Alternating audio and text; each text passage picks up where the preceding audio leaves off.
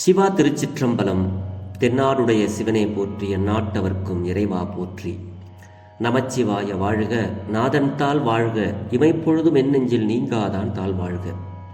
ஈர்த்து என்னை ஆட்கொண்ட எந்தை பெருமான் நம் பெருமான் சிவபெருமான் திருவடிகளை மனமொழி மெய்களாலே வணங்கிக் கொண்டு இந்த 12 திருமுறை நூல்களை நாம் எல்லாம் கற்க வேண்டும். அப்படி கற்றால் நமக்கு என்ன கிடைக்கும் என்று வள்ளுவப் பெருந்தகை அழகாக சொல்லுவார்.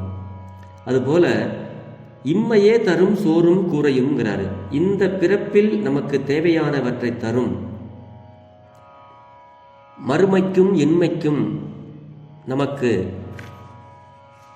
வேண்டியவற்றை எல்லாம் கொடுப்பது இந்த 12 திருமுறை நூல்களை நாம் எல்லாம் கற்க வேண்டும். கற்றால் அது அனைத்தையும் தரும் என்கிறார்கள் நமது குருமார்கள், நமக்கு வழிகாட்டிகளாக 27 திருமுறை ஆசிரியர்களும். அன்பர் பெருமக்களே, மனிதனை உயர்த்துவது பணம் இல்லை, பதவி இல்லை, நல்ல குணம் அன்று, பருவம் அன்று, உயரம் அன்று. இதையெல்லாம் மனிதனை உயர்த்தாது. எது உயர்த்தும் அப்படின்னா, அறிவு ஒன்றுதான் மனிதனை உயர்த்தும். அறிவுடையார் எல்லாம் உடையார் என்கிறார் நம்மளுடைய வள்ளுவ பாட்டன். இந்த நூலினுடைய அளவுதான் நுண்ணறிவின் அளவு ஆகும். ஆகையினாலே நல்ல நூல்களை கற்குந்தோறும் அறிவு நுணுகி நலம் எய்தும். நல்ல நூல்களை கற்பதினாலே நமக்கு அறிவு அதிகமாகி நலம் எய்தும் என்கிறார் நம்மளுடைய திருவள்ளுவ பெருமான். இறைவன் கற்றவர் விழுங்கும் கற்பக கனியாக இருக்கிறார். அதனால கற்றவர்கள் எல்லாம் விழுங்குகின்ற கற்பக கனியாக இருக்கின்ற அந்த இறைவனை நாம் எல்லாம் கற்க வேண்டும். கல்லா மனத்துள் நில்லா தன்மையன் இறைவன். அவனுடைய இந்த நூல்களை யார் கற்கிறார்களோ அவனுக்குத்தான் அவன் அருள் புரிவான். இல்லா தன்மையன், கல்லா மனத்துள் நில்லா தன்மையன் அப்படிங்கிறார். உலகில் மக்கள் செய்யும் பிழைகளுக்கெல்லாம் தலையாய பிழை அறிவு நூலை கல்லாமையே ஆகும். ஒருவன் தவறு செய்கிறான் என்றால் அவன் ஏன் செய்கிறான் என்றால் அவன் அறிவு நூலை கற்கவில்லை என்றே பொருள். பிழைகள் என்னென்ன என்று நமக்கு உபதேசிக்க வந்த பட்டினத்து அடிகளார் தலையாய பிழை கல்லா பிழையே என்கிறார். தலையாய பிழை கல்லா பிழையே அப்படிங்கிறார். அதுதான் கல்லா பிழையும் கருதா பிழையும் கசிந்துருகி நில்லா பிழையும் நினையா பிழையும் நின்னஞ்செழுத்தை சொல்லா பிழையும் துதியா பிழையும் தொழா பிழையும் எல்லா பிழையும் பொறுத்து அருள்வாய் கச்சி ஏகம்பனே என்கிறார். ஆதலால் ஏனோரும் நூல்களை காதலால் ஓதி உணர்தல் வேண்டும். உற்றாரும் மற்றாரும் சுற்றாரை கைகூப்பி வணங்குவர்.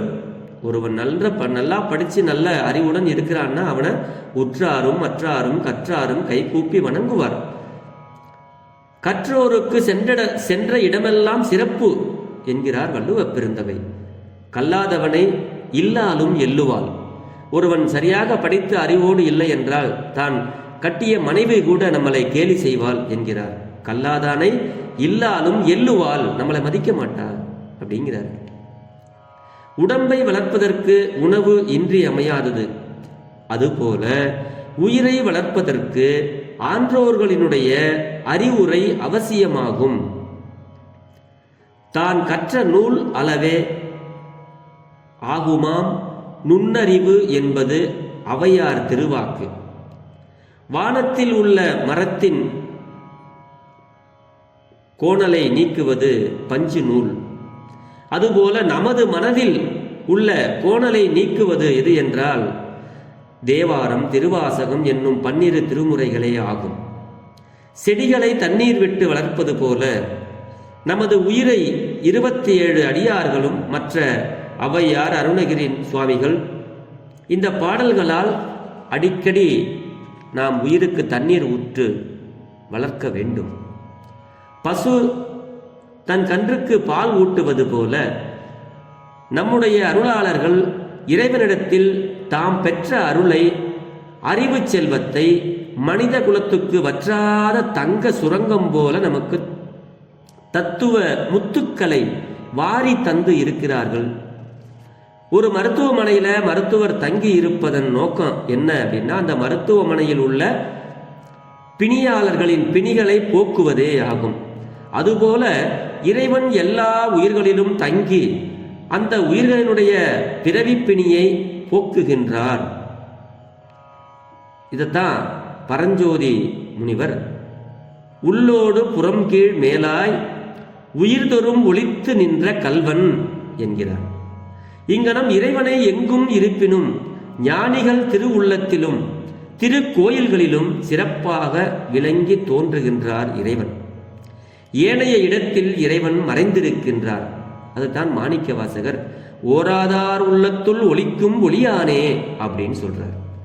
கொடிய வெயிலினுடைய ஒரு நல்ல வெயில் அடிக்குது, அதுல ஒரு துணியை வச்சா அந்த துணி வெதும்புமே அன்றி வெந்து சாம்பல் ஆகாது.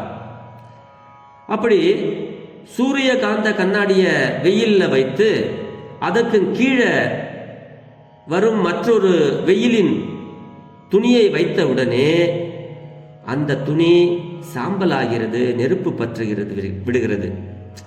நேர் வெயிலுக்கு இல்லாத ஆற்றல் சூரியகாந்த கண்ணாடியின் கீழ் வருகின்றன. வெயிலுக்கு உண்டு.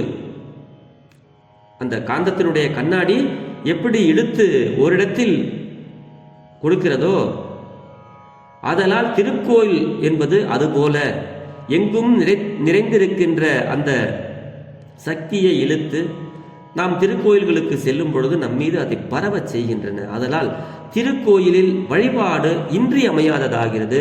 நாம் எல்லாம் அடிக்கடி திருக்கோயிலுக்கு சென்று அங்கே வழிபட வேண்டும். மாலர நேயமும் மலிந்தவர் வேடமும் ஆலயம் தானும் அரண் என தொழுமே என்பது சிவஞான போதம். ஆலயம் தானும் அரண் என தொழுமே, மாலரர் நேயமும் மலிந்தவர் வேடமும் அப்படின்னு இந்த பாட்டில் நமக்கு சிவஞான போதத்தில் நமக்கு அருளுகிறார்கள். பசுவின் உடல் முழுதும் பால் பரவி இருப்பினும் மடியின் மூலமாகத்தான் அந்த பாலை பெறுவது போல எங்கும் நிறைந்திருக்கின்ற இறைவனுடைய திருவருள் நமக்கு இம்மையே தரும். நாம் எல்லாம் வழிபாடு செய்ய வேண்டும், ஆலயங்களுக்கு செல்ல வேண்டும், அடியார் பெருமக்களை அந்த வேடங்களையும் நாம் வணங்க வேண்டும். அப்படி வணங்கினால் நமக்கு இம்மையே தரும் சோறும் கூரையும் ஏத்தலாம் இடர் கடலுமாம் அம்மையே சிவலோகம் ஆள்வதற்கு யாதும் ஐயுறவு இல்லையே என்று நமக்கு சுந்தரமூர்த்தி சுவாமிகள் அருளுகிறார். ஆகையினாலே அன்பர் பெருமக்களே, நல்ல நூல்களை கற்பது நமக்கு நல்ல அறிவு வரும். நமக்கு நல்ல அறிவு வந்து நல்ல நூல்களை கற்றால் நமக்கு இறைவன் தென்படுவார். அறிவு சார்ந்த இடத்தில்தான் இறைவன் இருப்பார். அறிவில்லாத இடத்தில் இறைவன் இருக்க மாட்டார்.